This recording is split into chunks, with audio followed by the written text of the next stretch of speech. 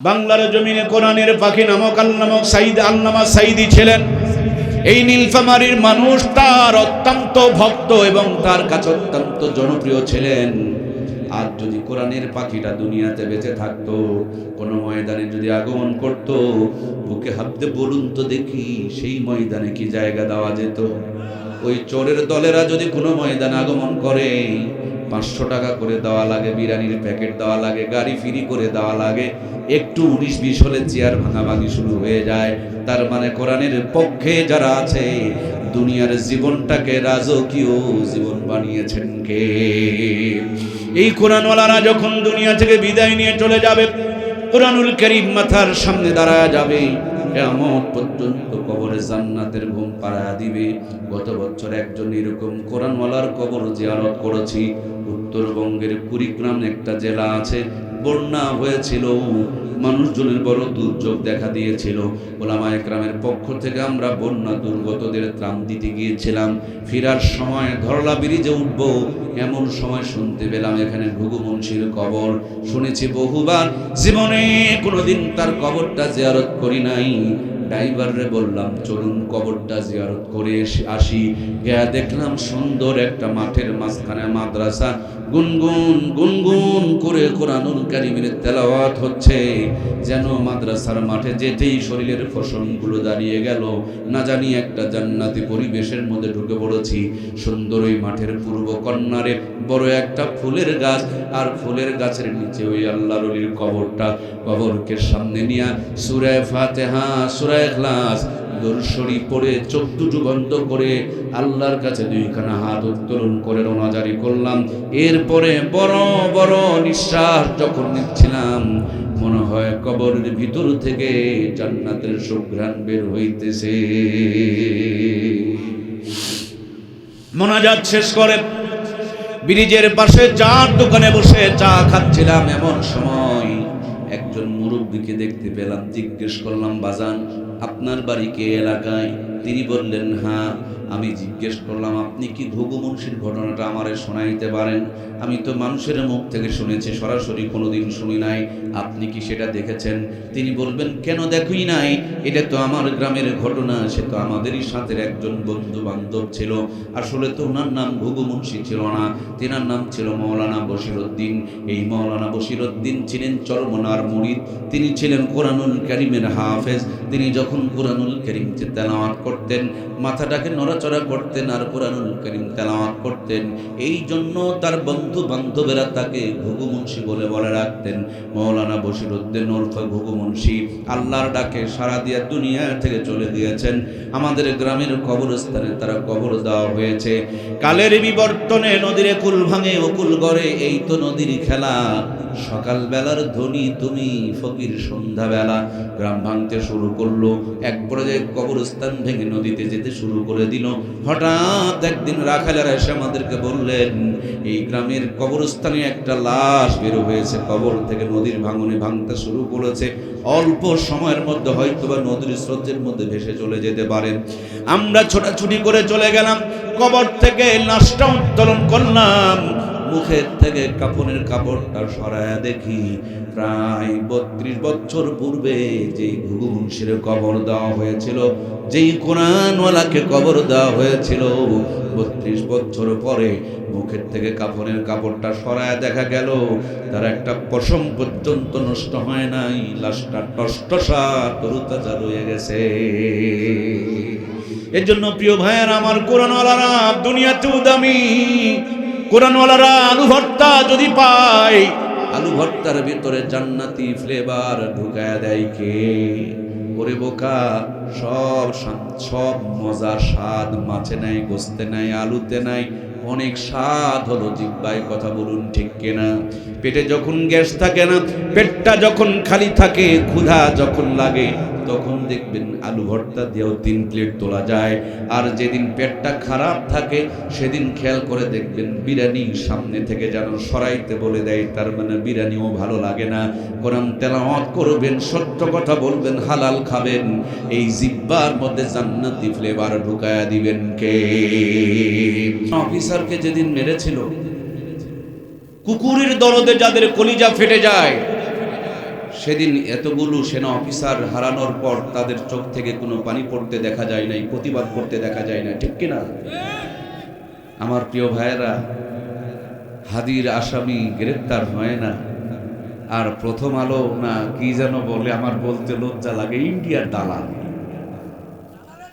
জঙ্গি নাটক বানানো নাট্যকার, আয়না ঘর সৃষ্টিকারীর পরিকল্পনাকারী, এ দেশটাকে তলিয়ে দেওয়ার জন্য যারা সর্বোপরি সব সময় চক্রান্ত করছে, এই পত্রিকা অফিসে যখন হামলা করেছে আমরা এটা পছন্দ করি না, কিন্তু মানুষ তার ক্ষোভের জায়গা থেকে, দুঃখের জায়গা থেকে, কষ্টের জায়গা থেকে আঘাত করেছে। ইট আর পাথরে যারা আঘাত করেছে তাদেরকে জেলখানায় যেতে হয়, মানুষকে যারা খুন করেছে এখনো তারা জেলখানায় ঢোকে নাই, কথা বলুন ঠিক কিনা? বোঝা গেল মানুষের চাইতে ইট আর পাথরের দাম অনেক বেশি। 24-এর মহান স্বাধীনতায় যতগুলো জীবন গেল, যাদের রক্তের বিনিময়ে বর্তমান উপদেষ্টারা চেয়ারে বসে আছে, সত্যি করে ইমানের সাথে বলেন তো, এরা কি ওই শহীদদের রক্তের সাথে আমানতদারি রক্ষা করতে পেরেছে না বেঈমানি করছে? আমাদের কোনো স্বপ্ন কি পূরণ হয়েছে? কোনো স্বপ্ন পূরণ হয় না। সব মিলিয়ে সামনের দিনগুলো বড় অন্ধকার, সময়গুলো বড় খারাপ যাচ্ছে। মানুষ এখন পশুর দেখেও হার মানিয়ে ফেলেছে। এত সমস্যা নিয়ে কথা বলতে গেলে রাত ফুরিয়ে যাবে, কিন্তু আমরা সমস্যাই বলে শেষ করতে পারবো না। এর জন্য ছোট ছোট ঔষধ না দিয়ে আমি অ্যান্টিবায়োটিক, একটা আয়াত পড়ছি, একটাই কথা বলবো, ওইটার উপরে যদি আমল করতে পারি দুনিয়ার সমস্ত সমস্যা মিটে যাবে, আল্লাহর জান্নাত বরাদ্দ হয়ে যাবে। সুবহানাল্লাহ। আমার প্রিয় ভাইয়েরা, আয়াতটুকু আমরা জানি, ইকরা বিসমি রব্বিকাল্লাযী খলাক, পড়েন আপনি আপনার প্রভুর নামে যিনি আপনাকে সৃষ্টি করেছেন। জানি, কিন্তু আমরা মানি না। যদি মানতাম, বলুন ভাইয়েরা আমার দেশে কি এত অশান্তি থাকতো? আজকের যিনি রাষ্ট্রপতি, সে যদি ইকরা বিসমি রব্বিকাল্লাযী খলাক দিয়ে তার জীবনকে গড়তে পারত, সেনাদের মধ্য থেকে যিনি প্রধান যিনি আছেন, তিনিও যদি এই ইকরা বিসমি রব্বিকাল্লাযী খলাক দিয়ে জীবন গড়তে পারত, এমপি মন্ত্রী প্রত্যেকটা চেয়ারে যারা বসা, সবার ভিতরে যদি ইকরা বিসমি রব্বিকাল্লাযী খলাকের থিম দিয়ে ঈমান জাগ্রত হতো, বাংলার জমিন বহুত আগে সোনায় রূপান্তরিত হয়ে যেত, আমেরিকাকেও হার মানিয়ে সামনে এগিয়ে যেত। কথা বলুন ঠিক কিনা? প্রাণপ্রিয় ভাইয়েরা আমার, আজকের শুধু অশান্তি নয়, আজ থেকে ১,৫০০ বছর পূর্বে আমার নবী যখন দুনিয়াতে আগমন করেন, তার পূর্বে ৫৭০ বছর অতিক্রম হয়ে গিয়েছে। হযরতে ঈসা আলাইহিস সালাম বিদায় নিয়ে চলে গিয়েছেন। দুনিয়ার মধ্যে কোনো নবী নাই, কোনো রাসূল নাই, কোনো পথ প্রদর্শক নাই, কোনো আলোকিত মানুষ নাই। দুনিয়ার মানুষরা পথ হারায়া অন্ধকারে পড়ে গেল। এমন অন্ধকারে তারা নিমজ্জিত হলো, নিজের জীবিত মেয়েকে নিজের হাতে তারা মরুভূমিতে পুঁতে রাখতে শুরু করে দিল। ন্যাংটা হয়ে আল্লাহর ঘরকে তোয়াব করতে শুরু করে দিল। মক্কার জমিনে এমন কোনো অন্যায় নাই যে মক্কার মানুষেরা করত না। ওই অন্ধকার বর্বর অসভ্য জাতিকে ভদ্র বানানোর জন্য, আলোকিত বানানোর জন্য, জাহান্নাম থেকে তুলে নিয়ে জান্নাতি বানানোর জন্য আমার আল্লাহ তাআলা নিয়ামত দান করলেন দুইটা। একটু আমাকে সহযোগিতা করতে হবে। আমার আল্লাহ এই জাতিকে আলোকিত বানানোর জন্য, জান্নাতের পথ দেখানোর জন্য নিয়ামত দান করেছিলেন কয়টা?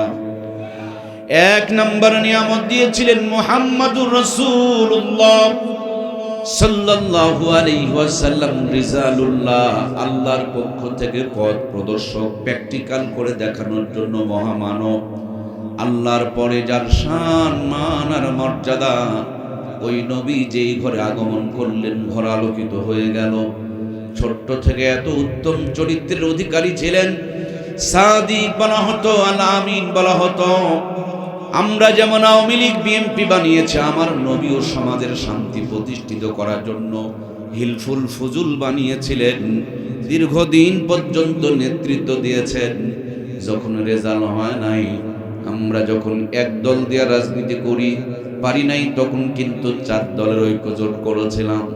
চার দল দিয়ে যখন পারি নাই তখন 14 দলের মহাজোট করেছিলাম, ভুলে গেলে চলবে না। 14 দল দিয়ে যখন পারি নাই তখন কিন্তু 18 দলের বড় আর একটা জোট তৈরি করা হয়েছিল। বর্তমানেও কিন্তু সম্ভবত জামাত কেন্দ্রিক 10 দলের জোট চলছে। বিএনপি কেন্দ্রিক যে কয় দল হয়েছে আমার ভালো করে জানা নাই। প্রাণপ্রিয় ভাইয়েরা, আমার নবীজি বসেছিলেন না, একটার পর একটা প্ল্যান পরিকল্পনা করতে শুরু করে দিলেন। বয়স বাড়তে বাড়তে 40-এর কোঠায় চলে গেল।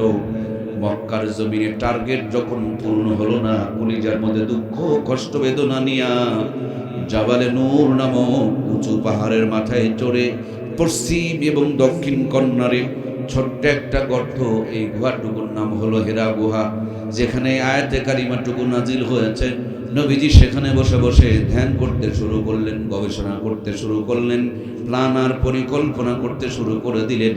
আমার আপনার কলিজার টুকরা প্রিয় নবী ছিলেন মুহাম্মদুর রাসূলুল্লাহ। সকলে মহব্বতে বলি না সাল্লাল্লাহু আলাইহি ওয়াসাল্লাম। আর নবীর কাছে আমার আল্লাহ তাআলা দান করলেন কিতাবুল্লাহ, কালামুল্লাহ। মুহাম্মদুর রাসূলুল্লাহর সঙ্গে কিতাবুল্লাহর যখন সম্পর্ক হয়ে গেল, মক্কার জমিনের ওই কালো পাথরের পাহাড়কে আলোর পাহাড় জাবালে নূর বানিয়ে দিলেন কে? জীবন ভর আমরা পরশ পাথরের নাম শুনেছি, কিন্তু কেউ এই পরশ পাথরে দেখি নাই। ওই পরশ পাথর না দেখলেও তার চাইতে বড় পরশ পাথর দিয়েছেন আমার আল্লাহ। তার নাম হলো আমার আল্লাহর কালাম। এটা এমন একটা পাওয়ারফুল নিয়ামত, এটা এমন একটা ম্যাগনেট, এটা এমন একটা চুম্বক, এটা আল্লাহর পক্ষ থেকে বান্দার জন্য এমন এক শ্রেষ্ঠ নিয়ামত। এটা যেখানে যেমনি যেভাবে যতটুকু যার সাথে লেগেছে, আল্লাহর কালামের ছোঁয়া লাগার কারণে প্রত্যেকটা জিনিসের শান, মান, মর্যাদা আর মর্তবাকে বাড়িয়ে দিয়েছেন কে? এই কোরআনুল কারীম আরশে আজিমে নাজিল হয়, আরশে আজিমে ছিল, ফি লাউহিম মাহফুজ, আরশে আজিমের মর্যাদা বেড়ে গেল। এই কোরআনুল কারীম একজন ফেরেশতা নিয়ে আসলেন, মুআল্লিমুল মালাইকা, ফেরেশতার মাঝে তিনি সর্দার হয়ে গেলেন। এই কোরআনুল কারীমটা একটি পাথরের পাহাড়ে নাজিল হলো। ওই পাথরের পাহাড়কে আমার আল্লাহ তাআলা আলোর পাহাড় বানায়া দিল। এই কোরআনুল কারীম একটি মোবারক মাসে নাজিল হলো। রমজান মাসের মর্যাদা 70 থেকে আমার আল্লাহ 700 গুণ পর্যন্ত বাড়ায়া দিল। এই কোরআনুল কারীম একটি মোবারক রাত্রে নাজিল হলো। লাইলাতুল কদরি খায়রুম মিন আলফি শাহর। একটা রাতের মর্যাদাকে আমার আল্লাহ তাআলা 1000 মাসের চেয়ে উত্তম বানিয়ে দিল। তার মানে কোরআন নাজিলের একটা রাত কেউ যদি ইবাদত করতে পারে, 83 বছর 4 মাস ইবাদত করলে যেই পরিমাণ সওয়াব হয়, তার চাইতে বেশি সওয়াব দান করে দেবেন কে? এই কোরআনুল কারীম যে কাগজে লেখা হয়েছে, সেই কাগজের দাম বেড়ে গিয়েছে। এই কোরআনুল কারীম যেই কাঠের উপরে পড়া হয়, সেই রেহেল কাঠের পর্যন্ত দাম বেড়ে যায়। আমার দরদের ভাইয়ারা, সেই কোরআন দিয়ে যদি রান্নাঘর চলে, ওই রান্নাঘরে বরকত নেমে আসে। এই কোরআন দিয়ে যদি সমাজ চলে, ওই সমাজের শান্তি নেমে চলে আসে। এই কোরআন দিয়ে যদি রাষ্ট্র পরিচালিত হয়, ওই রাষ্ট্রটাকে কল্যাণকর বরকতময় রাষ্ট্র বানিয়ে দিবেন কে? আজ থেকে মাত্র 50 বছর আগে, যেদিন আমার দেশটা স্মার্ট ডিজিটাল ছিল না, আমার দেশের মানুষের হাতে হাতে মোবাইল ফোন ছিল না, ঘরে ঘরে কারেন্টের আলো জ্বলতো না, রাস্তাপথগুলো এত উন্নত ছিল না, আমরা এত শিক্ষিত ছিলাম না, কিন্তু ঘরগুলোতে কোরআনুল কারীমের তেলাওয়াত ছিল, মা বোনদের মাথায় কাপড় ছিল। রাত 8টা বেজে গেলে জায়নামাজ বিছায় আঁচল ফেরে নামাজ পড়ে আঁচল তুলে ধরে চোখের পানিগুলো ছেড়ে দিয়ে ফরিয়াদ হইতো। ওই ঘরগুলোতে এমন রহমত আর বরকত আমার আল্লাহ নাজিল করত। এক বাড়িতে মাসকালার ডালের তেলানি হলে গোটা গ্রাম যেন গন্ধমোহিত হয়ে যেত, ঠিক কিনা? গ্রামের একটা কন্যারে আতপ চালের বিরিয়ানি রান্না হয়েছে, আর রাত মাথায় স্যান্ড পৌঁছে গিয়েছে। আপনার আমার মূর্খ নানু আর দাদুরা চলে গিয়েছেন নীলফামারীতে, চলে গিয়েছেন রংপুরে, চলে গিয়েছেন সৈয়দপুরে, 5 টাকা 6 টাকা স্যার ইলিশের মাছ কিনে নিয়ে হেঁটে হেঁটে বাড়িতে এসেছেন। পুকুরের ঘোলা পানি দেওয়ার তো কথা, ইলিশের মাছ নানি আর দাদুরা ধৌত করে কোনো মতন গ্যাসের চুলা নয় খেরের চিলায় রান্না শুরু করেছেন। লবণ থাকলে তেল নেই, তেল থাকলে আবার ঝাল দেওয়ার কথা মনে নাই, কিন্তু ভিতরে ঈমান ছিল, মাথায় কাপড় ছিল, কোরআনের তেলাওয়াত ছিল, নবীর সুন্নাত ছিল। ভাঙা ঘরে গুনগুন গুনগুন করে আগুন জ্বলত আর দরুদ শরীফের তেলাওয়াত হতো। খাবার যখন পরিবেশন করত তখনও মাথার উপরে তাদের কাপড় পাওয়া যেত। বিসমিল্লাহ বলে খাবার পরিবেশন করা হতো। একদিন যদি ইলিশ মাছ আর পান্তা ভাত খাওয়া গিয়েছে, কম করে হলেও 3 দিন পর্যন্ত হাত থেকে সুঘ্রাণ ছড়িয়েছে। কথা বলুন ঠিক কিনা? সেই নানি দাদিদের স্মৃতিচারণে পহেলা বৈশাখ উদযাপন করি আমরা। 6 টাকা ইকো দিয়েন না, 6 টাকার ইলিশের কেজি 6000 টাকাতে সাগর থেকে আমদানি করে নিয়ে আসতেছি আমরা। নরমাল চুলাগুলোকে ভেঙে দিয়ে গ্যাসের চুলা আমদানি করেছি আমরা। সাধারণ মশলা বাতিল করে দিয়ে রাঁধুনি গুঁড়া মশলা ব্যবহার করছি আমরা। উন্নতি যে কত করেছেন গুনতে গুনতে রাত ফুরিয়ে যাবে, কিন্তু উন্নতির গণনা শেষ হবে না। 6000 টাকার কেজি ইলিশের মাছ রাঁধুনি গুঁড়া মশলা দিয়া গ্যাসের চুলায় বসে ডিগ্রি পাস বউ রকমারি কায়দায় রান্না করে। রান্নার পর খাবার সময় নাকে নিয়ে চেক করতে হয় ইলিশ না সিলভার কাপ। কথা বলুন ঠিক কিনা? আগে কি সুন্দর দিন কাটাইতাম আমরা। কি যুবক ভাইরা নাই নাকি গো? নীলফামারীর ভাইরা ঘুমালে হবে না, একটু আমার সঙ্গে তাল মিলান। আগে কি সুন্দর দিন কাটাইতাম আমরা, আগে কি সুন্দর দিন কাটাইতাম। ফজর যখন হইতো মজমা জান দিত, মধুরা জান শুনে বিছানা ছাড়িতাম আমরা। মধুরা জান শুনে ঘুম ছাড়িতাম। যতই থাকুক কাম আগে নামাজ পড়িতাম, হাজার থাকুক কাম আগে নামাজ পড়িতাম। নামাজ পড়িয়া কোরআন পড়িতাম আমরা, নামাজ পড়িয়া তেলাওয়াত করিতাম। আগে কি সুন্দর দিন কাটাইতাম আমরা, আগে কি সুন্দর দিন কাটাইতাম। জোরে বলুন মারহাবা। কষ্ট হচ্ছে প্রিয় ভাইয়েরা, একটু ধৈর্য ধরে। আমি কিছু দেওয়ার জন্য এসেছি, আমি এটাও জানি আপনারা কিছু নেওয়ার জন্য এসেছেন। দেখি আমরা একটু যোগ বিয়োগ মিলায় দেখি আসলে পাইলামটা কি আর হারালামটা কি। আজ থেকে 50 বছর আগে পাশেই পর্দার আড়ালে মা বোনেরা যারা আছেন একটু কান লাগান মমতাময়ী মায়েরা, শব্দ না করে মনের কান দিয়ে কথাগুলো শুনতে থাকি। আমরা এখানে যদি চুপচাপ থাকি, দিল থেকে দোয়া করতে থাকি, আল্লাহ আমাদের জন্য যেগুলো প্রয়োজন আমার জবান দিয়ে বের করে দিবে, ঠিক কিনা? এই জন্য আমাদেরকে আল্লাহর উপরে ভরসা রাখতে হবে। আমার প্রিয় ভাইরা, কান খোরা খাড়া করে কথাগুলো একটু শুনি। আজ থেকে 50 বছর আগে কোনো চেয়ার মায়েদের দখলে ছিল না, কিন্তু মায়েদের দখলে জায়নামাজ ছিল, মায়েদের মাথায় কাপড় ছিল, মায়েদের শরম লজ্জা ইজ্জতের দাম ছিল। মূর্খ নানি দাদির বিয়ে হয়েছে, হাফ প্যান্ট পরা নানি দাদিকে নানু দাদুরা বিয়ে করেছে।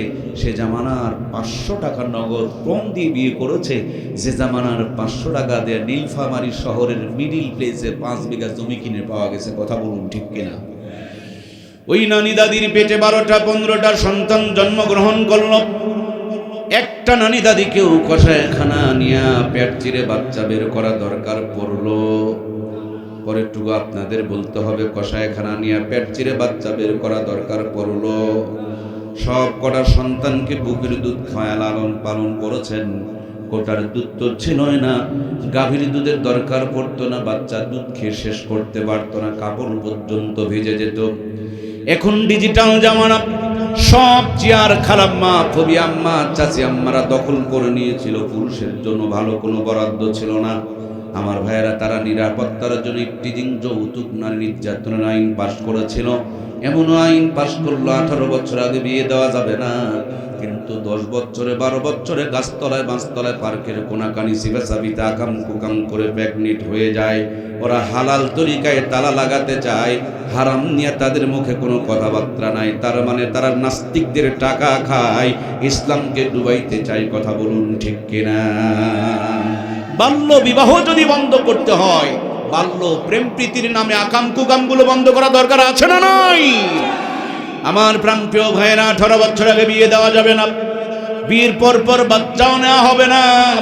25-30 বছরে যখন বাচ্চা নিতে যায়, আগের থেকে একটা গাইনি ডাক্তারের সাথে যোগাযোগ শুরু করে দেয়। পেটে বাচ্চা আসার পর ইসিজি, এক্সরে, আল্ট্রাসাউন্ড শুরু হয়ে গেল। কায়দায় না বেকায়দায়, শুকনাতে না নরমালে, ভিটামিন আছে না নাই, ক্যালসিয়াম আছে না নাই, মিনারেল আছে না নাই, আয়রন আছে না নাই, জিঙ্ক আছে না নাই, হাজার তরিকার পদ্ধতি চালায়, কিন্তু মাথায় কাপড় খুঁজে পাওয়া যায় না, পেটের ভুঁড়িটা ঢেকে রাখতে চায় না, ওড়না গলায় পেঁচায় রাখে, কিন্তু তাদের বুক ঢাকা থাকে না। এই জন্য 60 থেকে 70% ডিজিটাল মা বোনকে কষায় খানা নিয়ে পেট চিরে চিরে বাচ্চা বের করতে হয়। কথা বলুন ঠিক কিনা? ওদের বুকগুলো ছিল ঢাকা, আল্লাহ দিতেন রহমত আর বরকত, এরা রেখেছেন তাদের বুকগুলো ফাঁকা। এই জন্য ধরে গিয়েছে আযাব আর গজব। আপনি মাঝে মাঝে নীলফামারীতে গিয়ে দেখবেন খাবার দোকানে মেস্টেডে সেরিয়াল অ্যালার্ট দেয়।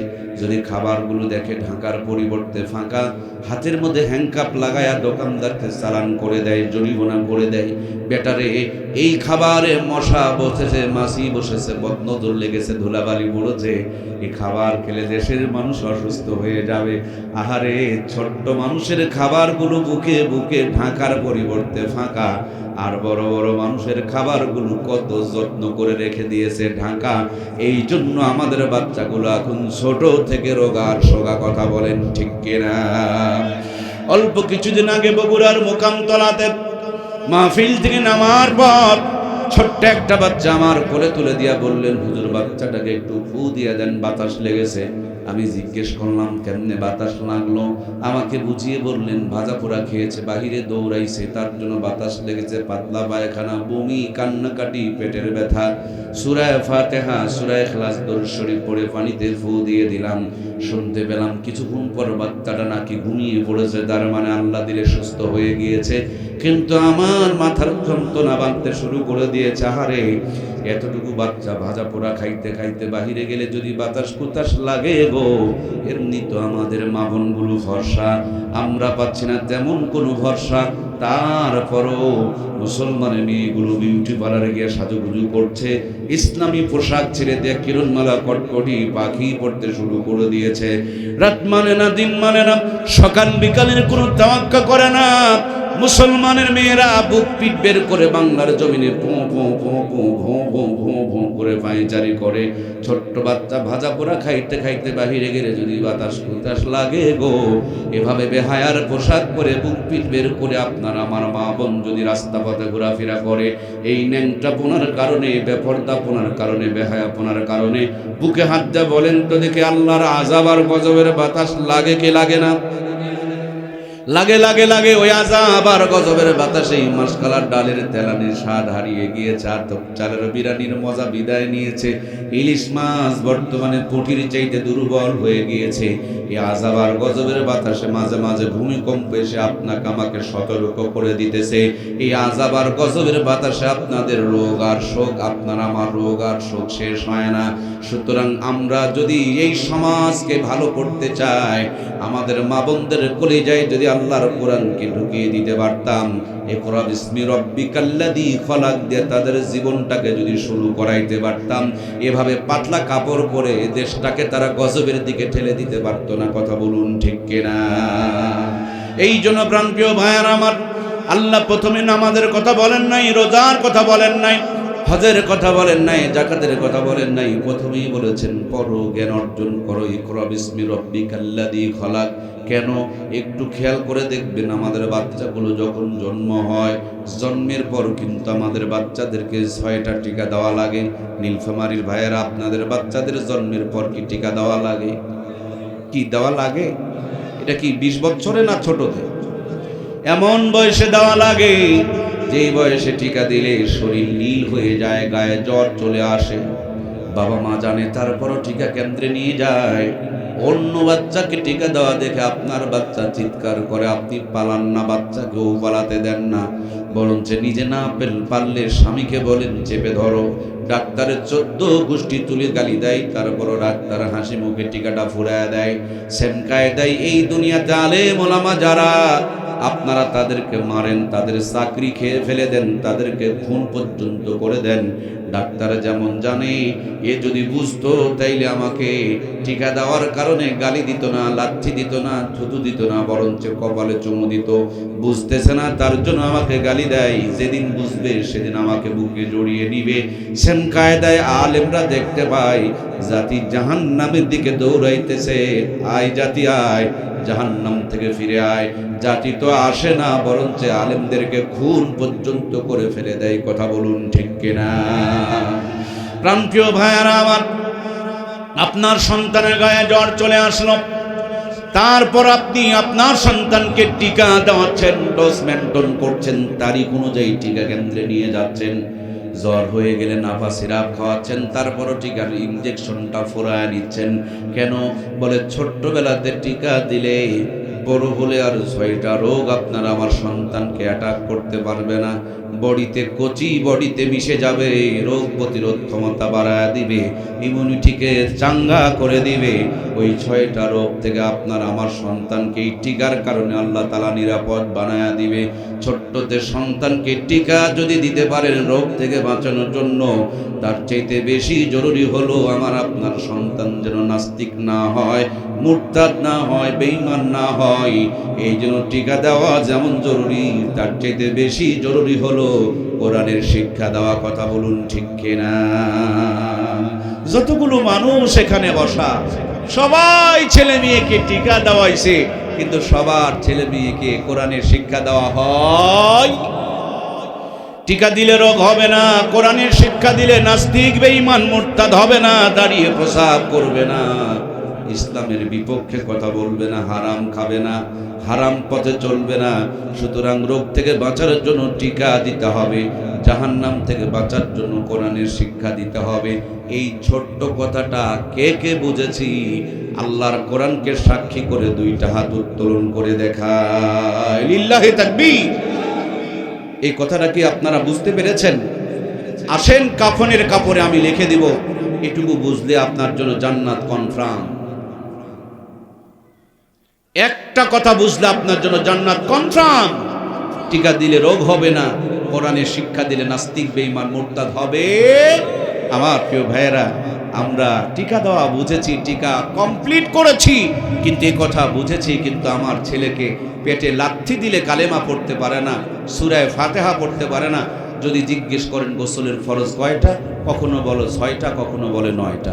যদি জিজ্ঞেস করেন গোসলের নিয়ত কি, তো মাঝে মাঝে বলে নাওয়াইতু আন গোসলা, সাবান দিয়ে কসলা।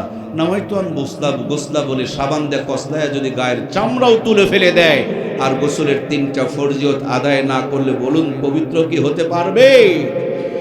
সম্মানিত প্রিয় ভাইয়ার আমার, একটু কান লাগান। এজন্য আল্লাহ তাআলা প্রথমেই বলেছেন ইকরা বিসমি রাব্বিকাল্লাযী খলাক।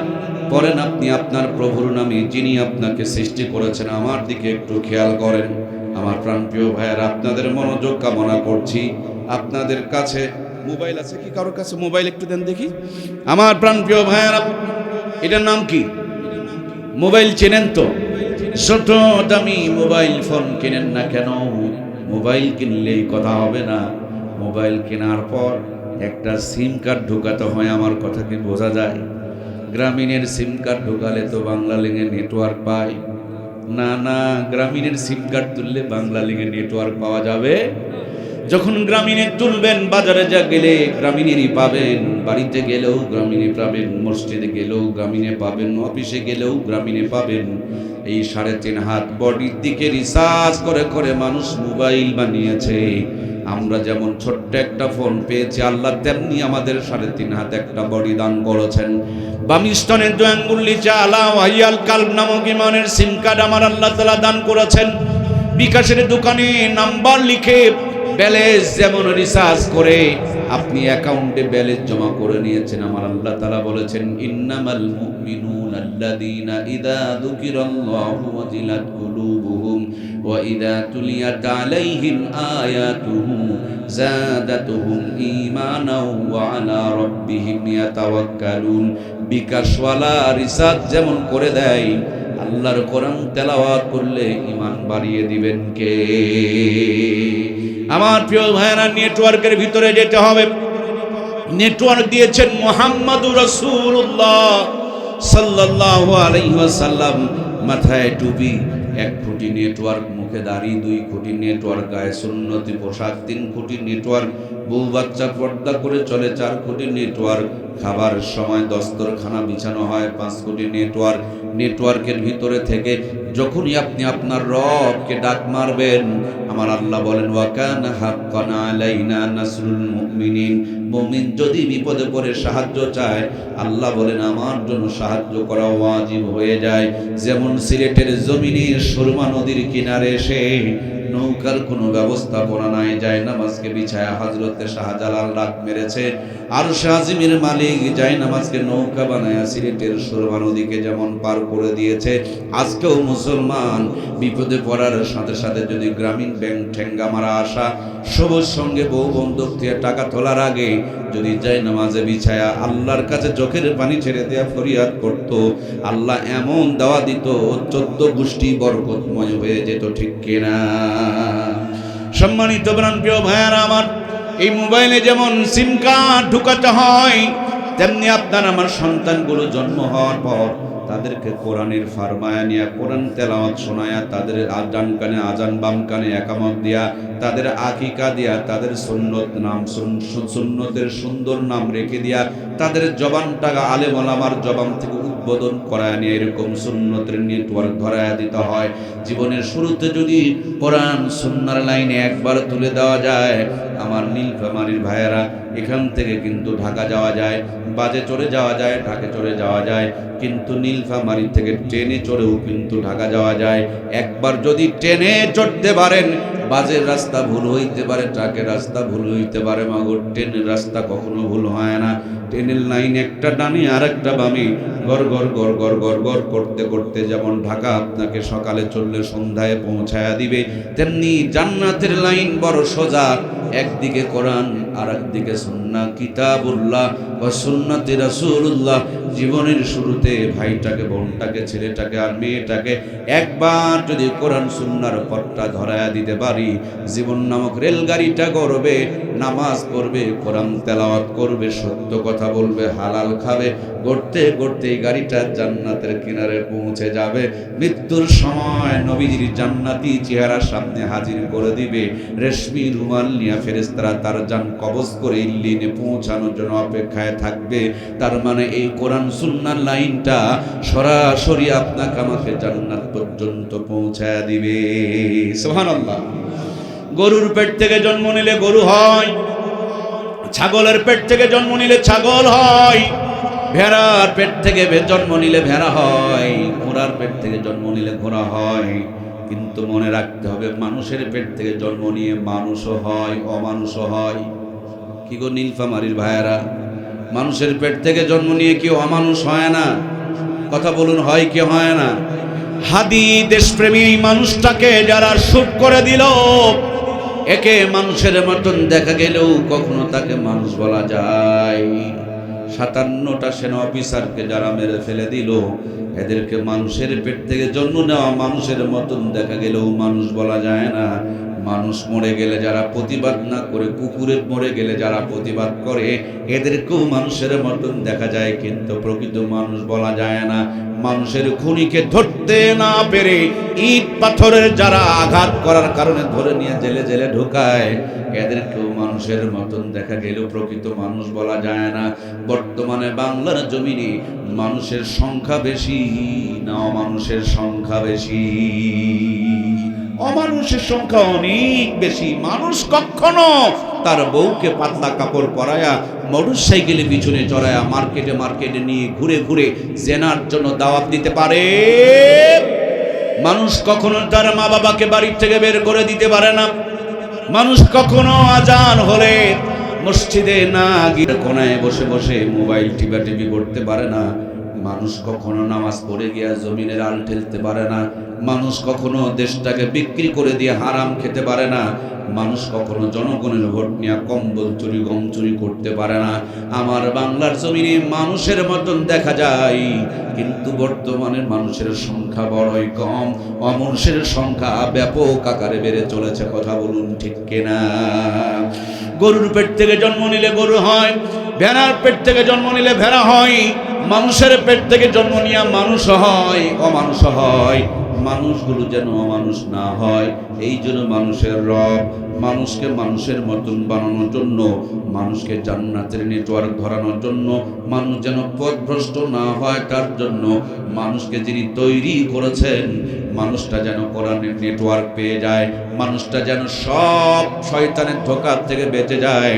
এই জন্য মানুষগুলোকে জান্নাতি মানুষ বানানোর জন্য এই কোরআনুল কারীম নাজিল করে জান্নাতের পথ দেখিয়েছেন কে?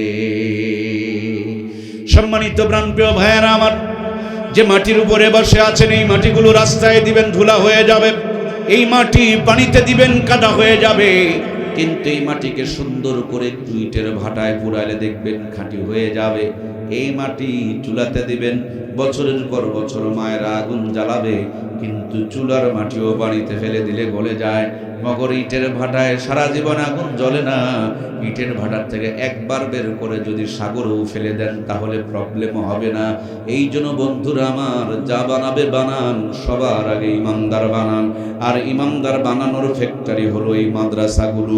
এখান থেকে ইমানদার বানিয়ে জাপানে পাঠান, জার্মানে পাঠান, লন্ডনে পাঠান, আমেরিকায় পাঠান। নাস্তিকের মাঝে চলাফেরা করবে, ইমান হারা হবে না। নাস্তিকদের দাওয়াত দিয়ে ইমানদার তৈরি করবে। আর যদি আপনার আমার সন্তানকে ইমানদার না বানাইতে পারি, বিদেশে পাঠাবেন, সে নাস্তিক হয়ে বসে থাকবে। বর্তমানে বাংলার জমিনে মুসলমানের ঘরে জন্ম নিয়ে অনেক নাস্তিক আছে না নাই? যারা আলেমদের চামড়া তুলে নিতে চায়, যারা কথায় কথায় ইসলামকে কটাক্ষ করে, যারা এমন কথাও বলে আমি শরীয়তের আইন বিশ্বাস করি না। ভাইয়েরা আমার, শরীয়তের আইনের ভিত্তিতে তো কিন্তু আমার বাবার সাথে মায়ের বিয়ে হয়েছে। এক্ষুনি শরীয়ত অস্বীকার করলে আমার বাপ মার তালাক হয়ে যাবে, আমি হারামজাদা হয়ে যাব, জারদ হয়ে যাব। শরীয়তের আইনের ভিত্তিতে আমার বিবির সাথে আমার বিয়ে হয়েছে, এক্ষুনি যদি শরীয়তকে অস্বীকার করি তাহলে কিন্তু আমার বউ তালাক হয়ে যাবে, আমি জেনাখোর হয়ে যাব। সুতরাং শরীয়ত যারা মানতে চায় না, এটা তাদের মূল প্রবলেম না। মূল প্রবলেম হলো তারা ইমানের ডোজ পায় নাই। যদি ইমানের ডোজ পেত তাদের মুখ থেকে এই আবল তাবল কথাগুলো বের হইতো না, ঠিক কিনা? এর জন্য প্রাণপ্রিয় ভাইয়েরা আমার, যা বানাবেন বানান, সবার আগে কোরআনওয়ালা বানান। কোরআনওয়ালা বানিয়ে ডাক্তার বানান, কোরআনওয়ালা বানিয়ে মাস্টার বানান, কোরআনওয়ালা বানিয়ে ইঞ্জিনিয়ার বানান।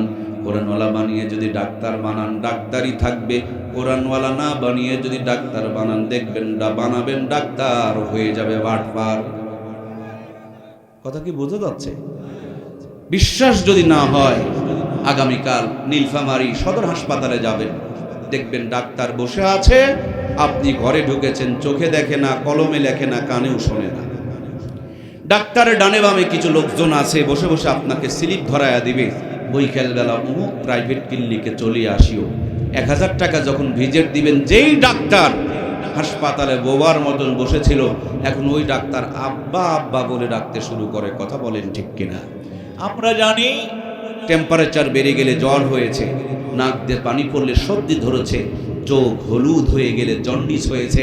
কিন্তু এই বেটা ডাক্তার দেশে পড়েছে, বিদেশে পড়েছে, কতগুলো যে ডিগ্রি অর্জন করেছে, পরীক্ষা ছাড়া কিচ্ছু বোঝে না। পরীক্ষা লাগবে 3টা, পরীক্ষা দেয় 13টা। কথা বলেন না কেন? বলেন এটা কি ডাক্তার না বাটপার? ঔষধ লাগবে 3টা, ঔষধ দেখে 15টা। যে কলম দিয়ে লেখে এটাও ঔষধ কোম্পানির কলম, রেকর্ড হয়ে থাকে কি কি লেখা হয়েছে। গেটের মধ্যে ঔষধ কোম্পানির লোকজন দাঁড়িয়ে থাকে, আমার গোলাম আমার দায়িত্ব পালন করছে না, করে নাই, পরবর্তীতে ছবি তুলে তুলে রাখতেছে। তার মানে আমার প্রিয় ভাইয়েরা, আমরা বানাইলাম ডাক্তার, ঔষধ কোম্পানির কাছে যারা বিক্রি হয়ে যায় তারা ডাক্তার না বাটপার? বলুন, ডাক্তারকে সেলুট জানায়, বাটপারের কোনো দরকার? তাহলে আমার ডাক্তার বাটপার হয়ে গেল কেন? আমার ডাক্তার বাটপার হতো না। আমি ডাক্তার বানানোর আগে যদি ইমানদার বানাইতে পারতাম, কথা বলুন ঠিক কিনা? আমার দেশে বহু ইঞ্জিনিয়ার আছে, রডগুলো বিক্রি করে দেয়, রডের পরিবর্তে বাঁশ ঢোকায়, বাঁশ ঢোকানেওয়ালা ইঞ্জিনিয়ার আছে না নাই? আমার দেশের ইঞ্জিনিয়ার চোর হইতো না। ইঞ্জিনিয়ার বানানোর আগে যদি ইমানদার বানাইতে পারতাম। আমার দেশে বহু মাস্টার আছে, বড় বড় স্কুলে পড়ায়, কিন্তু বাচ্চারা ওখানে পড়ে পাশ করতে পারে না। স্যারের বাড়ির কোনায় ছোট্ট একটা মুরগি ঘোড়ার সমপরিমাণ প্রাইভেট সেন্টার, কোচিং সেন্টার আছে। আধা ঘন্টা টাকা দিয়ে যদি লেখাপড়া করে তাইলে দেখবেন পাশ করে। স্যারের মাথায় মাল আছে, স্কুলে সাপ্লাই না করে প্রাইভেট বাণিজ্য যারা কামায় করে, স্কুল ফাঁকি দেয়া যারা টাকাগুলো কামায় করে, বলুন তো দেখি টাকাগুলো কি তাদের জন্য হালাল হতে পারে? আমরা বানাইলাম স্যার, কিন্তু স্যার কেন হয়ে গেল বাটপার? আমরা বানালাম এমপি মন্ত্রী, কেন কম্বল চুরি হয়, কেন গম চুরি হয়? এর মূল কারণ হলো সব বানানোর আগে আমাদেরকে ইমানদার বানানো দরকার ছিল। ওগো বন্ধু, বিল্ডিং বানাবা বানাও, ব্রিজ বানাবা বানাও, রাস্তা বানাবা বানাও, কিন্তু আগে এমনি এমনি ব্রিজ বিল্ডিং রাস্তা হবে না, আগে ইট বানাতে হয়। এই জন্য যা বানাবা বানাও, সবার আগে আপনার আমার সন্তানগুলোকে ইমানদার বানাও। ইমানদার বানিয়ে যেখানে লাগাবা সেখান থেকে কোরআনের পক্ষে থাকবে, ইসলামের পক্ষে থাকবে, আখিরাতের পক্ষে থাকবে।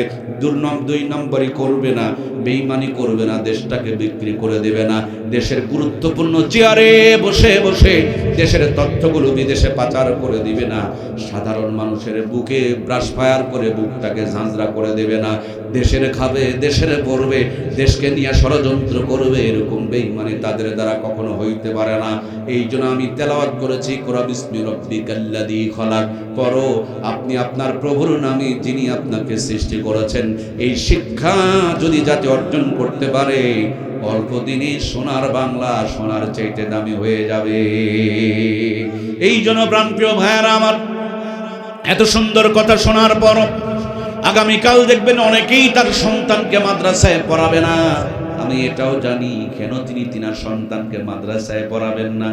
একটা কারণে তিনি তার সন্তানকে মাদ্রাসায় পড়াবেন না, তিনি দেখেছেন হুজুররা বড় বিল্ডিং এর বাড়ি মালিক হইতে পারে না, বড় গাড়ির মালিক হইতে পারে না, অনেক টাকার মালিক হইতে পারে না, ডান দিক দিয়ে কামাই করে না, বাম দিক দিয়ে কামাই করে না। আমি আপনাকে পরিষ্কার করে বলতে পারি, বড় গাড়ি বড় বাড়ি অনেক টাকার মালিক যারা মনে মনে তাদেরকে সুখী মনে করেছেন, বিষয়টা কিন্তু আসলে এরকম না। যার জীবনে কোরআন সুন্নাহর সাথে যত সম্পর্ক ভালো, তার জীবনটাকে সুখময় বরকতময় বানিয়েছেন কে? জীবনে তো বহু খেলা দেখেছেন। কিছুদিন আগে শামীম ওসমানী একজন ভাই ছিল, আওয়ামী লীগের একজন নেতা, খালি লাভ দিয়ে উঠতো আর বলতো খেলা হবে খেলা হবে। ভুলে গেছেন কি? এখন খেলা হবে কিন্তু প্লেয়ার খুঁজে পাওয়া যায়। আর একজন বলল পালাবো না, কি গো ভাই, তাকেও আর দেখা যায়। আমার দেশে আওয়ামী লীগ আর বিএনপির বহু খেলা দেখেছেন। ছোট্টবেলাতে বান্দর খেলা দেখেছেন, সাপের খেলা দেখেছেন, আবার মাঝে মাঝে আর্জেন্টিনা ব্রাজিলের খেলা দেখেছেন, মেসি আর নেইমারের খেলা দেখেছেন। আমি একটা আজব চমৎকার আপনাদেরকে খেলা দেখাতে চাই, যেই খেলা জীবনে আপনারা কোনোদিন দেখেন নাই। খেলাটা হলো জান্নাত আর জাহান্নামের খেলা। এই জান্নাত আর জাহান্নামের খেলা প্র্যাকটিক্যাল এখানে আপনাদেরকে দেখাবো ইনশাআল্লাহ। কে কে এই জান্নাত আর জাহান্নামের খেলা দেখতে চায় আল্লাহকে দুটি হাত তুলে দেখায়। নারায়ে তাকবীর। আয় আল্লাহ, এই জান্নাতি খেলায় আমরা জান্নাতি হিসাবে থাকতে চাই, তুমি আমাদেরকে জান্নাতি হিসাবে কবুল করে নাও, বলুন আমিন। তাহলে খেলা কি হবে? যুবক ভাইয়েরা কথা বলতে হবে, খেলা কি হবে? রেডি হন, খেলা হবে। বলুন কি হবে? খেলা হবে। মাকে শিশমাকার একটা চাঙ্গা ডায়লগ, খেলা হবে। আমরা এখানেও বলছি খেলা হবে, কিন্তু আমাদের খেলাটা একটু ব্যতিক্রম খেলা। খেলাটা হবে জান্নাত আর জাহান্নামের খেলা। জীবনে যত খেলা দেখেছেন, এটা দেখে অনেক মজা পাবেন। একটু প্র্যাকটিক্যাল এখানে দেখাবো, একটু ধৈর্য ধরেন, মাত্র 10 মিনিট আমাকে সময় দিবেন, আমি আপনাদেরকে জান্নাত আর জাহান্নামের খেলা দেখাবো। কষ্ট হচ্ছে কি? খেলা হবে। খেলা দেখতে হলে প্লেয়ার লাগবে মাত্র 2টা, বেশি প্লেয়ার দিয়ে খেলা দেখালে আপনাদের বুঝতে কষ্ট হবে। এই জন্য মাত্র আমি 2টি প্লেয়ার দিয়ে খেলা দেখাবো। 1 নম্বর প্লেয়ার দিতে হবে আমাকে একটা। 1 নম্বর, কয় নম্বর গো? 1 নম্বর প্লেয়ার। 1 নম্বর মানে 1 নম্বর বলবেন, 1 নম্বর প্লেয়ার দিবেন, 2 নম্বর খেলা কিন্তু জমবে না, ঠিক কিনা? 1 নম্বর প্লেয়ার আমাদেরকে বানিয়েছেন কে? 1 নম্বর যেটা প্লেয়ার হবে, আল্লাহ যা বলবে সে কি তার বিরুদ্ধে চলবে? তার মানে 1 নম্বর প্লেয়ার আল্লাহ যা বলে তেমনি সে চলে। 1 নম্বর প্লেয়ার কি হারাম খেতে পারে? এক নম্বর প্লেয়ার কি তার বউ বাচ্চা গ্রামীণ ব্যাংকে বন্ধক দিয়ে টাকা তুলতে পারে? এক নম্বর প্লেয়ারের ঘরে কি কিরণমালা কটকটি পাখির আওয়াজ বের হইতে পারে? এক নম্বর প্লেয়ার কখনো জমির আল ঠেলে নিজের জমিকে বড় করতে পারে? এক নম্বর প্লেয়ার কোরআনের পক্ষে ছাড়া কোরআনের বিপক্ষে কোনোদিন যাইতে পারে?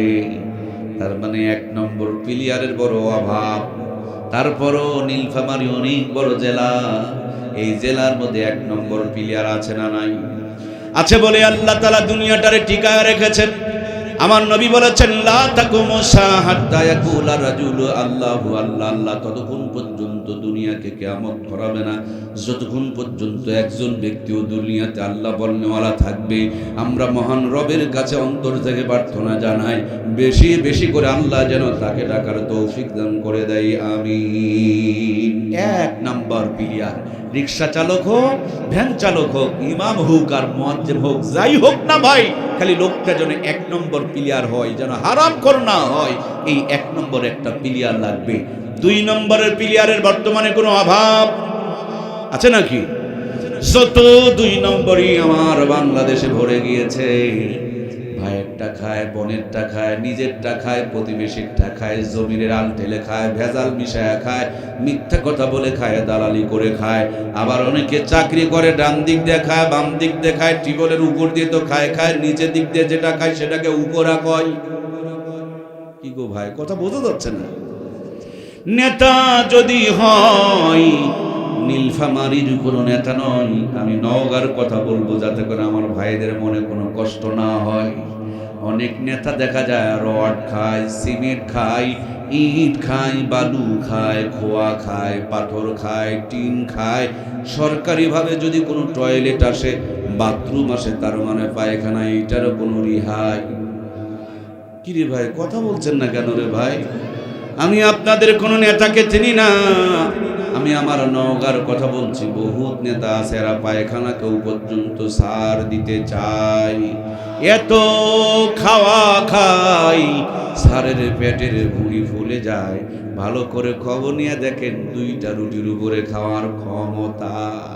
ওই দুইটা রুটি যদি খায়, দেখবেন পেটের মধ্যে যুদ্ধ শুরু হয়ে যায়।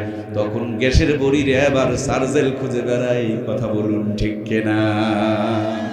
এক নম্বর প্লেয়ার যত বড় মজবুত হবে, খেলা তত জমবে। দুই নম্বর প্লেয়ারটা যত পাক্কা হবে, খেলা বোঝা তত সহজ হবে। ভাসুরের নাম যেমন বলা যায় না, এক নম্বরের প্লেয়ারের নাম বলতে পারবেন, কিন্তু দুই নম্বরের নাম বলিয়েন না। এই দুই নম্বরগুলো বড় ধোঁকাবাজ, এদের দাপট বেশি, এদের নাম বলা যায় না। এক নম্বর প্লেয়ারের ঘরে একটা সিসি ক্যামেরা লাগাও, দুই নম্বর প্লেয়ারের 20 তলা বিল্ডিং ঘরে আর একটা সিসি ক্যামেরা লাগাও। এই ময়দানে বড় করে একটা পর্দা টাঙাও, মাঝখানে ব্যারিকেড দিয়ে এক নম্বরের প্লেয়ারের ঘরে সংযোগ লাগায়া দাও ডান দিকে, দুই নম্বর প্লেয়ারের সংযোগ লাগায়া দাও বাম দিকে। এক নম্বরের প্লেয়ারের ঘরে টিভি নাই, ফ্রিজ নাই, এসি নাই, এয়ার কন্ডিশন নাই, ডেকোরেশন নাই, বউকে বিউটি পার্লার থেকে সাজায় নাই, ওয়াইফাই নাই, আইফোন কিনে দেওয়া হয় নাই, কিচ্ছু নাই। তারপর যদি আলু ভর্তা দিয়া পায়, চোখের পলটে 4 প্লেট মেরে দেয়। সুবহানাল্লাহ বলেন না ভাই? সিরা খেতাব সোজা করে হালাল বউকে বুকে জড়িয়ে ধরে ডান হাত গালে নিচে দিতে দেরি, জান্নাতের ঘুম বরাদ্দ করে দেন কে? এক নম্বরের ঘরে কিচ্ছু নাই, জান্নাতের বাতাস বয়। দুই নম্বরের ঘরে খবর নিয়ে দেখো, ল্যাব আছে, কম্বল আছে, এসি আছে, ফ্রিজ আছে, টিভি আছে, 3 কোটি টাকা দিয়ে ডেকোরেশন করে রেখেছে। সংস্থা বা ফুল বিদেশ থেকে আমদানি করে নিয়ে এসেছে, সুন্দরী বিয়ে করেছে, বিউটি পার্লার থেকে সাজাইছে, আইফোন কিনে দিয়েছে, ওয়াইফাই নেটওয়ার্ক লাগাইছে। মগর স্বামী এক ঘরে, বউ আর এক ঘরে, মোবাইল থেকে কিরিং কিরিং শব্দ বের হয়, তার মানে পরক্রিয়া করে। কইতেও পারে না, সইতেও পারে না, বিছানায় স্টক করে কাঠ হয়ে পড়ে থাকে। কথা বলুন ঠিক কিনা? আমার প্রাণপ্রিয় ভাইয়েরা, জীবনে বহু খেলা দেখেছেন, এইভাবে কিন্তু গভীরভাবে কোনোদিন মনোযোগ দিয়ে দেখেন নাই। একটু মন লাগান। এক নম্বরের প্লেয়ারটা যদি আপনার এলাকার কোনো একটা ছোট্ট গ্রামের ইমাম হয় অথবা মুয়াজ্জিম হয়, ছোট্ট একটা গ্রামে ইমামতি করে, নীলফামারীর মানুষের কলিজায় কিন্তু আলেম ওলামার ভালোবাসায় ভরা।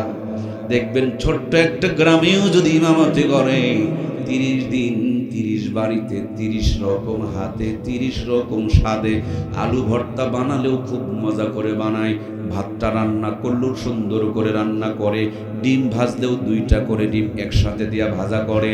হুজুর তো বড় চালাক মানুষ, চিন্তা করে আমি যদি মানুষের বাড়িতে গিয়া খাই নিজের পেট ভরবে, বউ বাচ্চার কষ্ট হবে, এই জন্য টিফিন বক্স পাঠায় দেয়, এক বাটির মধ্যে 3-4 আইটেমের তরকারি ঢুকায় দেয়, সবগুলো মিক্স হয়ে যায়, কোনোটার ভালো করে স্বাদ পাওয়া যায় না। এবার নীলফামারীতে গিয়ে দেখে 12 তলা টিফিন বক্স আবিষ্কার হয়েছে। উনি বলেন এটাই আমাকে দাও, আমার মুসল্লিরা বড় আমাকে ভালোবাসে, মাঝে মাঝে 14-15 আইটেম পর্যন্ত তরকারি রান্না করে। আল্লাহর বান্দা ফজরের পর একটু বালিশে মাথা লাগাইছে, বেগম সাহেবা পকেটে 2000 টাকা 2টা ব্যাগ ঢুকায় লম্বা একটা স্লিপ দিয়া বলে জলদি করে বাজারে যাও, আজকে আমাদের বাড়িতে ইমামের খাবারের বাড়ি। সাহেব বাজার করতে করতে 30 আইটেমের বাজার করেছেন। আল্লাহর বান্দি একা রান্না করতে পারে না, পাশের বাড়ি থেকে 2 জনকে হায়ার করেছে। আল্লাহর বান্দা ইমাম সাহেব 12 তলা টিফিন বক্স পাঠিয়েছেন, উনি 14 আইটেমের তরকারি রান্না করে অপেক্ষায় রয়েছেন। 12 তলা 12 আইটেম দিয়ে ভর্তি, এখনো পর্যন্ত 2 আইটেম বাকি, প্লাস্টিকের বাটিতে করে সাজায়া দেয়। একজনের খাবার 3 জন খায়, 4 জন খায়, তারপরও খাবার খেয়ে শেষ হয় না। বাজারে যাওয়া লাগে না, টাকা খরচ হয় না, কষ্ট করে রান্না করা লাগে না, এরা খায় খায় করে না, আল্লাহর উপরে ভরসা রেখেছে, কোরআনের সাথে সম্পর্ক কায়েম করেছে। এই জন্য আলেম ওলামাকে এখনো পর্যন্ত এই দুনিয়াতে রাজকীয় রিজিকের ব্যবস্থা করে রেখেছেন কে? আলেমদের চাইতে ভালো কি কেউ খায়? এত ধীরে বললেন কেন? ভালো কি কেউ খায়? ভালো থাকলেও খেতে পারবে। এখানে পারিশান দেন, এদিকে আলেম ওলামা বসান, আর এদিকে সুদখোর ঘুষখোর হারামখোরগুলোকে বসান। আলু ঘাঁটি দিয়ে খাবার দিয়ে দেখেন হুজুরেরা 4 প্লেট মারবে, হারামখোর হাফ প্লেট নিয়ে নাড়াচাড়া করবে। কথা বললেন না কেন? আধা ঘন্টা পর হুজুরকে বলবেন হুজুর তন্দুর রুটি আবার 2টা চালায় দেবে। সুবহানাল্লাহ কয় না গো? মিষ্টির দোকানে গিয়ে যদি বলেন হুজুর মিষ্টি আবার হাফ কেজি মেরে দিবে, কোনো ডায়াবেটিস নাই, বুক ফুলে ঘুরে বেড়ায়। এই জন্য নাস্তিকদের অ্যালার্জি চুলকানি বেড়ে যায়। ওরা মনে করেছিল হুজুররা ভাত পাবে না, এখন দেখে ভাত নয় বিরিয়ানি খায়। কথা বলেন ঠিক কিনা? এই কোরআনওয়ালাটা যদি একটু বড় হয়। এই বছরই দিনাজপুরের একটা মাহফিলে গিয়েছিলাম, আমাদেরকে খাবার দিয়েছে প্রায় 50-60টি। আমি বললাম এই তো খাবার কি পেটে ধরে? উনি বলেন পারেন না, আর না পারেন এটা আমাদের মনের সান্ত্বনা। সাধারণ মানুষের কলিজায় কোরআনওয়ালাদের জন্য এই ভালোবাসা ঢুকিয়ে দিয়েছেন কে? মনে করেন আল্লামা মামুনুল হক অথবা মিজানুর রহমান আজহারী, খালেদ সাইফুল্লাহ আইয়ুবী, রফিকুল ইসলাম মাদানী, ওনারা আপনাদের নীলফামারীতে এই দিক দিয়ে যাচ্ছিল, হঠাৎ করে কোনো একটা চার দোকানে বসেছে। চার দোকানদার যদি চিনে ফেলে দেয় এটা মামুনুল হক আর ওইটা মিজানুর রহমান আজহারী, বলুন তো দেখি আদর যত্ন তো কম হবে? খাবার খেতে খেতে দেখবেন প্যাকেটের মধ্যে মিষ্টি প্যাকেটিং হয়ে যাবে। দোকানের সামনে যখন ক্যাশের সামনে বিল দিতে আসবে, দোকানদার হাতটাকে বুকে জড়িয়ে নিয়ে উল্টা দিকে চুমো দিয়ে হাতের মধ্যে আরো 5000 টাকা ঢোকায় দিয়ে বলবে হুজুর বুঝতে পারি নাই এই গরিবের আপ্যায়ন, গরিবের গতিতে লয়ে গরিবালয়ে আপনি আগমন করবেন, বুঝতে পারি নাই, যথার্থ সম্মান করতে পারি নাই। সুন্দর শহরে গিয়ে একটা চা খেয়ে নিবেন, আমি 5000 টাকা হাদিয়া দিয়ে দিলাম।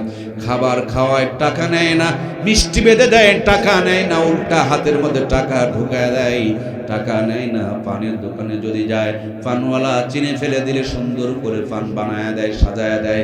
রিক্সায় যদি চড়ে, রিক্সা থেকে নামার পর রিক্সাওয়ালাও হাতে চুমু দিয়া সালাম দেয়, দোয়া চায়, টাকা নেয় না। তার মানে দুনিয়াতে এমপি মন্ত্রী দেখেছি আমরা, যতদিন ক্ষমতা ততদিন সালাম পায়, ক্ষমতা চলে গেলে জনগণ ঝাঁটার জুতা নিয়ে তাদেরকে খুঁজে বেড়ায়।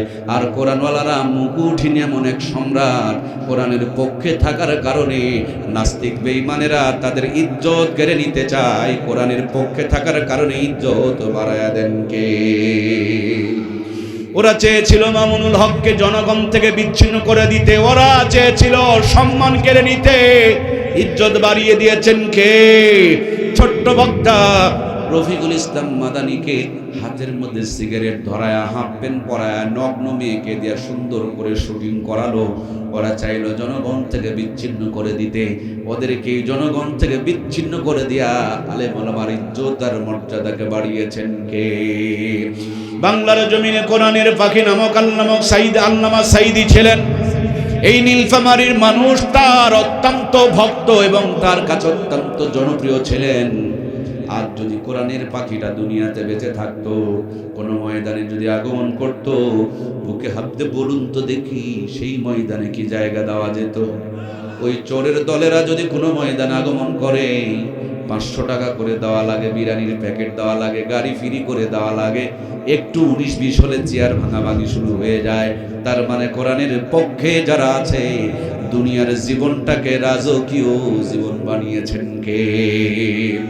এই কোরআনওয়ালারা যখন দুনিয়া থেকে বিদায় নিয়ে চলে যাবে, কোরআনুল কারীম মাথার সামনে দাঁড়ায় যাবে, কিয়ামত পর্যন্ত কবরে জান্নাতের ঘুম পাড়ায় দিবে।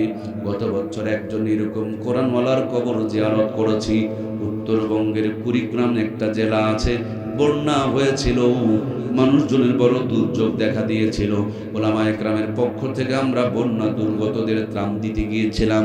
ফেরার সময় ধরলা ব্রিজে উঠব, এমন সময় শুনতে পেলাম এখানে ঘুঘু মুন্সির কবর।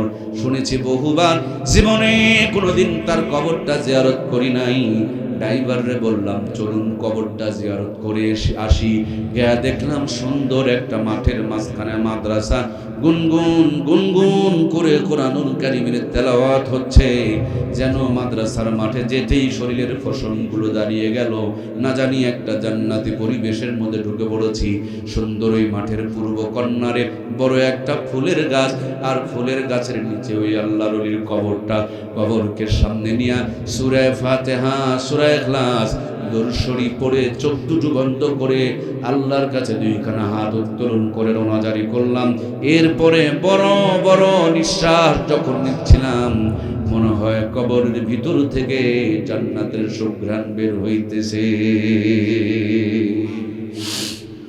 মোনাজাত শেষ করে ব্রিজের পাশে চার দোকানে বসে চা খাচ্ছিলাম, এমন সময় একজন মুরব্বীকে দেখতে পেলাম। জিজ্ঞেস করলাম, বাজান আপনার বাড়ি কে এলাকায়?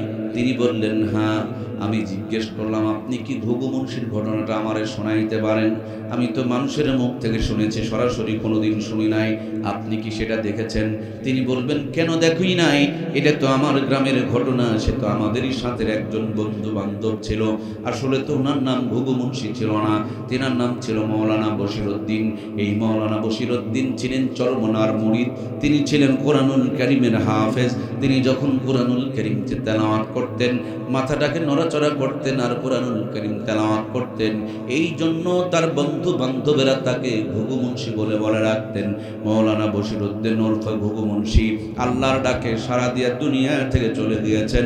আমাদের গ্রামের কবরস্থানে তারা কবর দেওয়া হয়েছে। কালের বিবর্তনে নদীর কুল ভাঙে অকুল গড়ে, এই তো নদীর খেলা।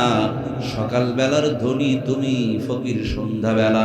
গ্রাম ভাঙতে শুরু করলো, এক পর্যায়ে কবরস্থান ভেঙে নদীতে যেতে শুরু করে দিল।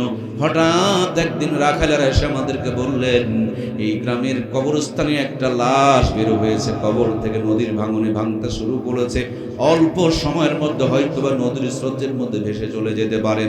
আমরা ছোটাছুটি করে চলে গেলাম, কবর থেকে লাশটা উত্তোলন করলাম। মুখের থেকে কাফনের কাপড়টা সরায়া দেখি, প্রায় 32 বছর পূর্বে যেই ঘুঘু মুন্সির কবর দেওয়া হয়েছিল, যেই কোরআনওয়ালাকে কবর দেওয়া হয়েছিল, 32 বছর পরে মুখের থেকে কাফনের কাপড়টা সরায়া দেখা গেল তার একটা পশম পর্যন্ত নষ্ট হয় নাই, লাশটা টসটসা তরুতাজা রয়ে গেছে। এর জন্য প্রিয় ভাইয়ের আমার, কোরআনওয়ালারা দুনিয়াতেও দামি। কোরআনওয়ালারা আলু ভর্তা যদি পায়, আলু ভর্তার ভিতরে জান্নাতি ফ্লেভার ঢুকায়া দেয় কে? ওরে বোকা, সব মজার স্বাদ মাছে নাই, গোস্তে নাই, আলুতে নাই, অনেক স্বাদ হলো জিহ্বায়। কথা বলুন ঠিক কিনা? পেটে যখন গ্যাস থাকে না, পেটটা যখন খালি থাকে, ক্ষুধা যখন লাগে, তখন দেখবেন আলু ভর্তা দিয়েও 3 প্লেট তোলা যায়। আর যেদিন পেটটা খারাপ থাকে সেদিন খেয়াল করে দেখবেন বিরিয়ানি সামনে থেকে যেন সরাইতে বলে দেয়, তার মানে বিরিয়ানিও ভালো লাগে না। কোরআন তেলাওয়াত করবেন, সত্য কথা বলবেন, হালাল খাবেন, এই জিহ্বার মধ্যে জান্নাতি ফ্লেভার ঢুকায়া দিবেন কে? এই জন্য কোরআনওয়ালারা ভাঙা ঘরে থাকলেও জান্নাতের ঘুম ঘুমাই। কোরআনওয়ালাদের বাড়িতে গিয়ে দেখবেন নিম্নে হলেও ঘরের উপরে এক গুন্ডা সন্তান আব্বা আব্বা বলে ডাকাডাকি করে। অনেক মুসারু আছে 12 বছর আগে বিয়ে করেছে, বালিশের নিচে হামদর্দের ঔষধ ভর্তি করে রাখছে, কপালে আব্বা ডাক জোটে না। আবার অনেকে 3টা করে ঘুমের বড়ি মারে, তারপরে রাতের বেলা ঘুমাইতে পারে না। আবার অনেকে খাসির কলিজা নরম রুটি তারপরে 2টার উপরে খাইতে পারে না, যদিও খায় পেটের মধ্যে ভুলুর ভাড়ু শুরু হয়ে যায়। তার মানে কোরআনের পক্ষে যদি থাকেন, যেখানেই থাকেন আপনার জীবনটাকে বরকতময় বানায়া দিবেন কে?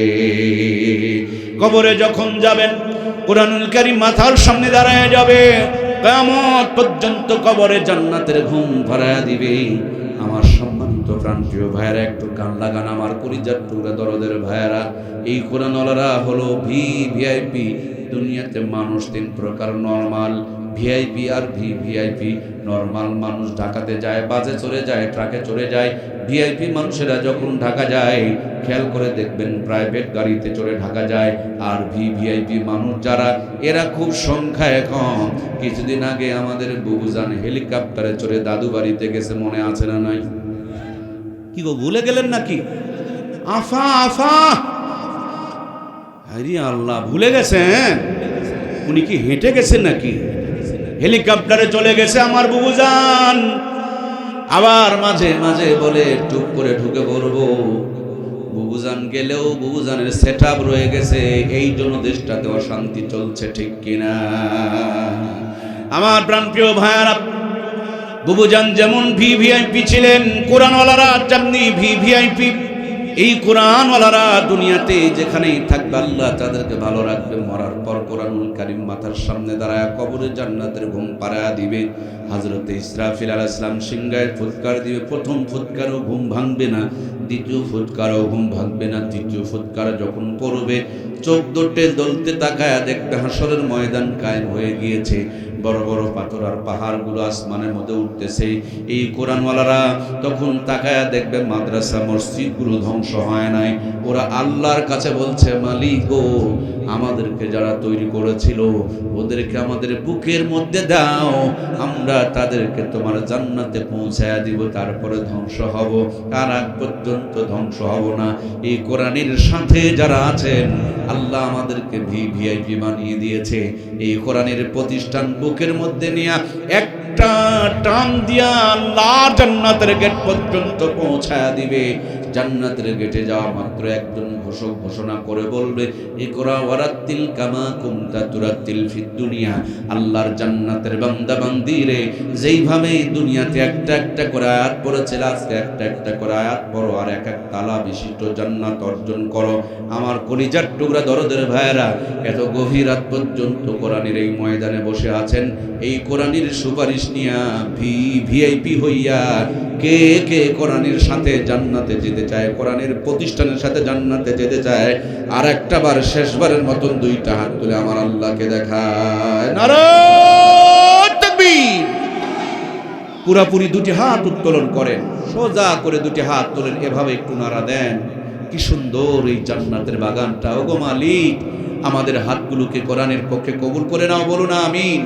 আয় আল্লাহ, এই গভীর রজনীতে তোমার কোরআনের মহব্বতে বসে আছি, কোরআনের ভালোবাসায় বসে আছি, তোমার কালামের সঙ্গে 2টি হাত উত্তোলন করেছি। কোরআনের নূর দিয়ে আমাদের দুনিয়া আখিরাতকে আলোকিত বানায়া দাও, আবারও বলুন আমিন।